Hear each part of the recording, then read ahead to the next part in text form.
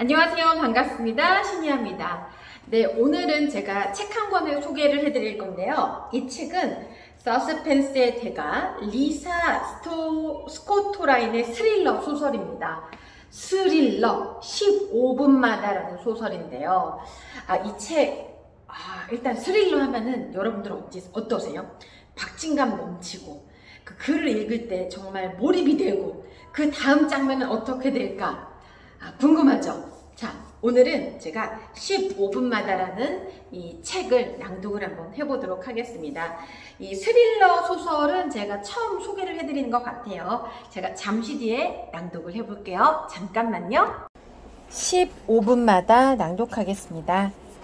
지은이 리사 스코토라인. 리사 스코토라인은 20여 편 이상의 작품들을 발표한 뉴욕타임스 베스트셀러 작가다.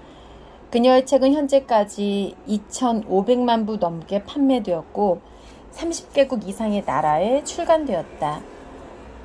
그녀는 에드거상과 코스모폴리탄에서 두려움을 모르는 여성상을 수상했다. 그녀는 현재 필라델피아 인콰이어러에 매주 칼럼을 기고하고 있으며 딸 프란체스카 세리텔라와 공저로 여러 편의 논픽션을 발표하기도 했다. 리사는 전직 변호사로 현재는 말을 잘 듣지 않는 여러 애완동물들과 함께 필라델피아에 살고 있다. 네, 굉장히 유명한 작가죠. 네, 낭독을 해보도록 할게요. 스릴러 소설 굉장히 흥미진진하고요. 굉장히 책이 두꺼워요.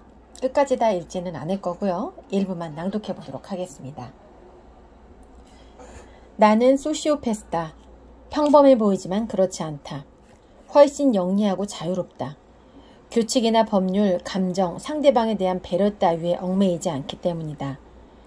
나는 사람들의 마음을 금세 읽을 수 있고 연락처를 바로 얻어낼 수 있으며 무엇이든 내가 원하는 대로 행동하게끔 조종할 수 있다.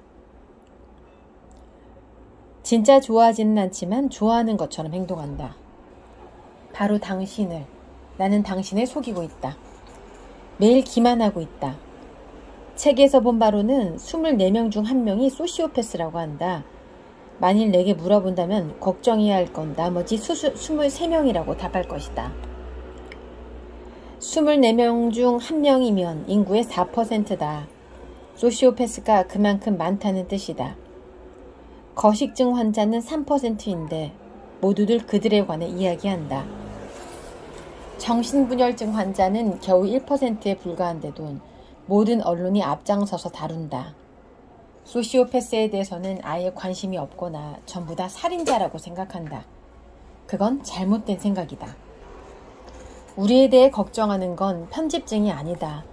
훨씬 더 편집증적으로 걱정해야 한다. 전형적인 평범한 엄마들은 온갖 걱정을 다 하지만 그건 전부 다 쓸데없는 걱정이다. 그들은 나에 대해서는 걱정하지 않으니까. 사람들은 악마가 나처럼 평범한 사람이 아니라 테러범이나 살인자, 무자비한 독재자의 모습으로 존재한다고 생각한다. 그들은 악마가 자신들의 동네에 살고 있다는 것을 인지하지 못한다. 직장에서 바로 옆자리에 앉아 있다는 것을, CVS 매장의 계산대에서 잡담을 나누고 있다는 것을, 기차 옆 좌석에 앉아 책을 읽고 있다는 것을, 체육관의 러닝머신에서 뛰고 있다는 것을, 자신들의 딸과 결혼할 수도 있다는 것을. 우린 여기 있고 당신을 속이고 있다. 우린 당신을 노린다. 우린 당신을 훈련시킨다. 나는 소시오패스 검사를 해봤다. 물론 공식적인 검사는 아니다. 헤어 테스트라고 불리는 실제 검사는 오직 숙련된 전문가들만이 할 수 있는 것이다. 나는 인터넷에서 검사법을 찾았다. 처음 두 문항은 다음과 같다. 나는 다른 사람들보다 뛰어나다. 선택하시오. 전혀 그렇지 않다. 조금 그렇다. 그렇다.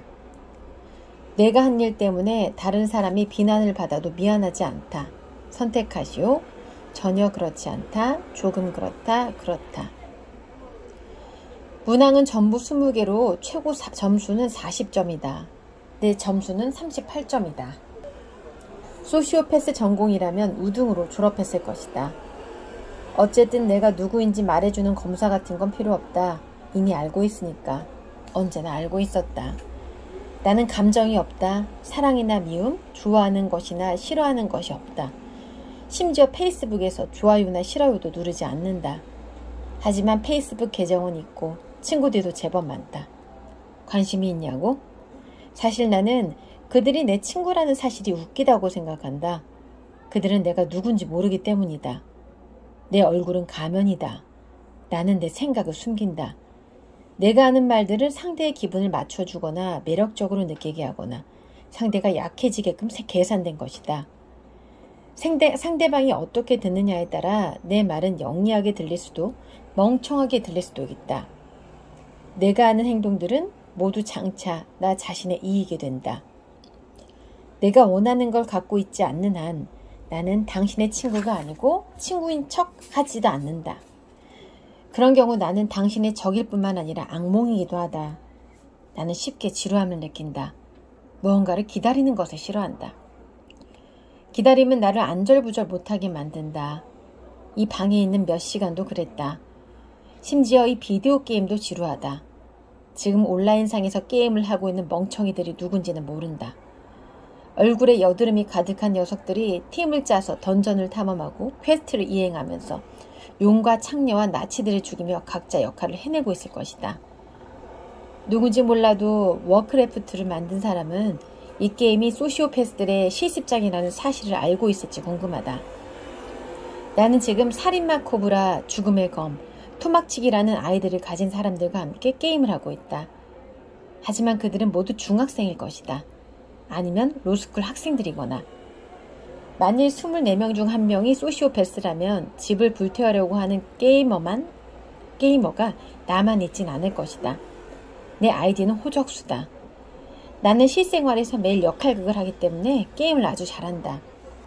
언제나 한 걸음 내지 두 걸음 앞서 있다. 나는 모든 것을 계획한다. 모든 사람들을 움직이게 하고 때가 되면 공격한다. 결국에는 항상 승리한다.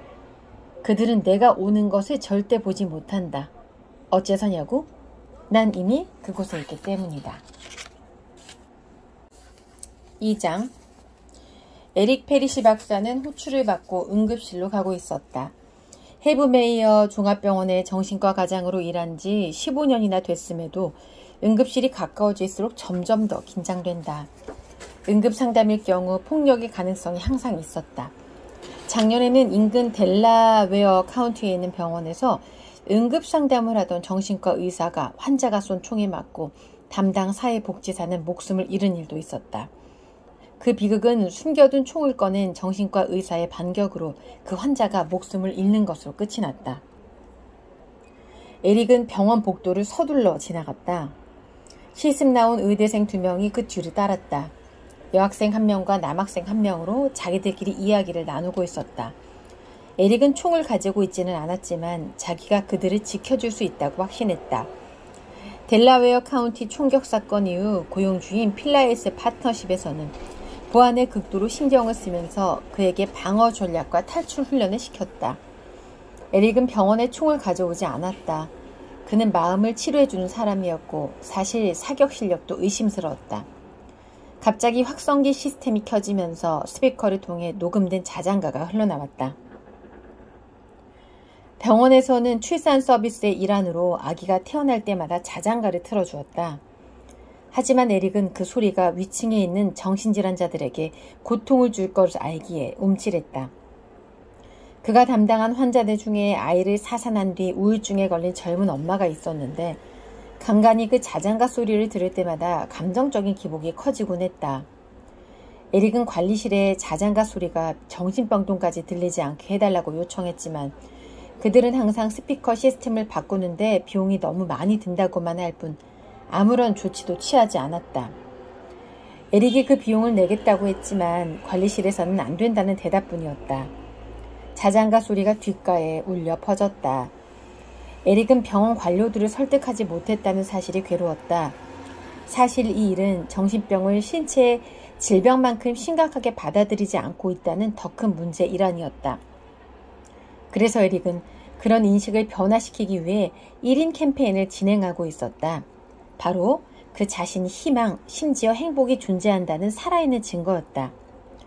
의대 재학 시절 에릭은 불안장애에 시달렸지만 훈련을 통해 그 증상을 완전히 통제할 수 있게 되었다. 그 뒤로 그는 상담 치료를 끝내고 약을 끊었다. 더 이상 증상이 없었다. 완전히 나은 것이다. 에릭은 응급실로 통하는 이중문을 열었다. 금요일 밤이라 응급실은 북적거렸다. 무늬가 있는 수술복을 입은 간호사들이 환자들로 꽉 찬 치료실들을 부산스럽게 들락날락하고 있었고 보조의사가 바퀴 달린 컴퓨터 책상을 밀고 다녔다. 검은색 유니폼을 입은 응급 구조대원들은 오렌지색의 머리 고정 장치가 달린 텅 빈 들것 앞에서 병원에서 사용하는 바퀴 달린 것들 들것 위에 앉아서 대화를 나누고 있었다. 에릭은 팔각형 모양의 간호사실로 다가갔다. 컴퓨터 모니터를 보고 있던 금발머리 간호사가 그를 보자 미소를 짓더니 뒤 치료실을 가리켰다.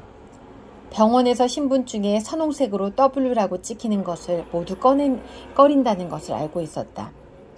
라이트의 W이기도 하고 폐쇄 병실이 포함된 병동의 W이기도 했다. 하지만 직원들은 제정신이 아닌 사람들을 뜻하는 W라고 놀렸다. 에릭은 온갖 농담을 다 들었다. 병원에 있는 환자들과 정신과 의사들을 어떻게 구분할 것인가? 환자들은 상태가 좋아지면 떠난다. 에릭도 정신과 의사에 관한 농담들을 했다. 하지만 정신과 의사의 아이들에 대한 농담은 결코 하지 않았다. 그런 농담들이 전혀 재미있지 않았다. 그에게는 아이가 있기 때문이다. 에릭이 치료실 앞으로 다가가 커튼을 열자 의대생들도 입을 다물었다. 문 앞에 선 그들은 환자복을 입고 편안하게 침대에 누워있는 짧은 은발머리에 온화해 보이는 얼굴을 한 나이든 여자 환자를 보고 안도했다. 그 옆에는 젊은 남자가 걱정 가득한 얼굴로 환자의 손을 잡고 앉아있었고 그 뒤에 로리 포추나토 박사가 서 있었다. 그녀는 키가 작고 풍만한 몸에 빳빳하게 다린 흰색 가운을 거치고 목에는 소아과 환자들이 붙여준 꽃 스티커로 장식된 청진기를 걸고 있었다. 두 사람은 의대 시절부터 지금까지 친구로 지내고 있었다. 비록 로리가 더 재빠르고 인간관계에 능했지만 로리 이렇게 보니 반가운데? 에릭은 로리에게 인사를 건넨 뒤에 뒤따라 들어온 의대생들을 짧게 소개했다. 그들은 뒤쪽 벽에 서서 모든 과정을 진지하게 지켜보고 있었다. 와줘서 고마워 에릭. 로리가 싱긋 웃었다. 따뜻한 갈색 눈동자에 길쭉한 매부리코, 통통한 뺨, 수다를 떨거나 입을 크게 벌리거나 인상을 쓰는 등 결코 가만히 있지 못하는 커다란 입을 가진 덕에 그녀는 항상 밝고 생기가 넘쳐 보였다. 로리는 화장을 하지 않아도 매력적이었다. 그녀는 병원에서 일하는 대부분의 여자들과 달리 그런 것에 신경 쓰지 않았다. 허영심이 전혀 없다는 것이 로리의 결정적인 특징이었다. 항상 곱슬곱슬한 갈색 머리를 위로 틀어 올리고 연필이나 펜이나 앞설자처럼 뭐든 손에 잡히는 것으로 고정시켰다. 다행이네. 내가 뭘 도와주면 돼? 로리가 환자를 가리켰다. 이쪽은 버지니아 티크너 씨와 손자인 맥스 자보스키군이야. 에릭 페리시라고 합니다. 두 분을 만나 뵙게 되어 기쁩니다. 에릭은 침대 옆으로 한 걸음 다가갔다. 그러자 나이든 여자가 영민한 미소를 지으며 에릭을 올려다보았다. 쌍꺼풀이 없는 갈색 눈동자로 그를 똑바로 쳐다보는 건 좋은 징조였다. 그녀는 어딘가 다친 것처럼 보이진 않았지만 정맥 주사를 맞고 있었고 손가락 클립으로 생명 징후를 측정하고 있었다. 에릭은 반짝거리는 모니터를 확인했다. 수치는 정상으로 특별한 것이 없었다.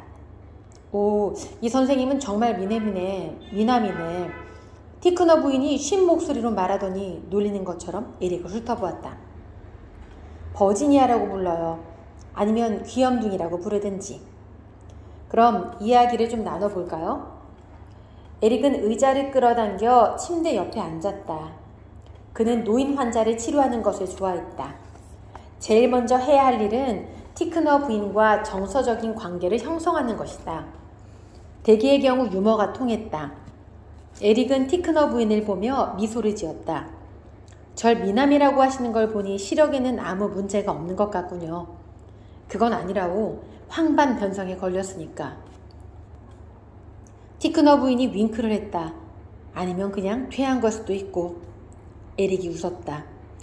티크너 부인이 로리를 가리켰다. 페리시 선생은 어째서 흰 가운을 걸치지 않았죠? 살쪄 보이거든요. 에릭은 정신과 의사들 중 많은 이들이 환자들과 공감대를 형성하기 위해 흰 가운을 입지 않는다는 말을 덧붙이지 않았다. 그래서 그도 푸른색 옥스퍼드 셔츠와 카키색 바지를 입고 타일에 매지 않고 로퍼를 신고 있었다. 전형적인 교회에 사는 친절한 아빠 같은 모습이었다. 사실 그는 원래 그런 사람이기도 했다. 하지만 지금은 자신이 그저 발기부전인 남자처럼 보일까봐 걱정이었다. 정말 재미있는 분이네. 티크너 부인이 웃었다. 로리가 눈을 흘겼다. 티크너 부인, 자꾸 부추기지 마세요. 이 병원에는 이미 페리시 선생의 여성 팬들이 차고 넘치니까. 티크너 부인의 쌍꺼풀없는 눈이 반짝거렸다. 질투하는 것 같은데. 맞습니다. 질투하는 겁니다. 레릭이 로리를 보며 미소를 지었다. 말도 안 돼. 로리가 코웃음을 쳤다. 티크너 부인이 키득거리며 웃었다. 포추나토 선생이 당황한 모양이네. 그런 것 같네요. 에릭은 머릿속으로 정신상태 검사 항목들을 살폈다. 그는 환자를 만날 때마다 그들의 의식 수준, 외모와 행동, 말과 운동신경 능력, 기분과 영양, 사고와 인식, 태도와 통찰력뿐만 아니라 환자에 대한 자신의 반응과 환자 본인의 인지 능력들을 평가했다. 티크너 부인은 대부분의 항목에서 좋은 점수를 얻었다. 에릭의 게슈탈트 검사에도 부인은 기분 좋게 응했고 완전히 정상으로 보였다. 버지니아, 제가 뭘 도와드릴까요? 에릭, 로리가 끼어들었다.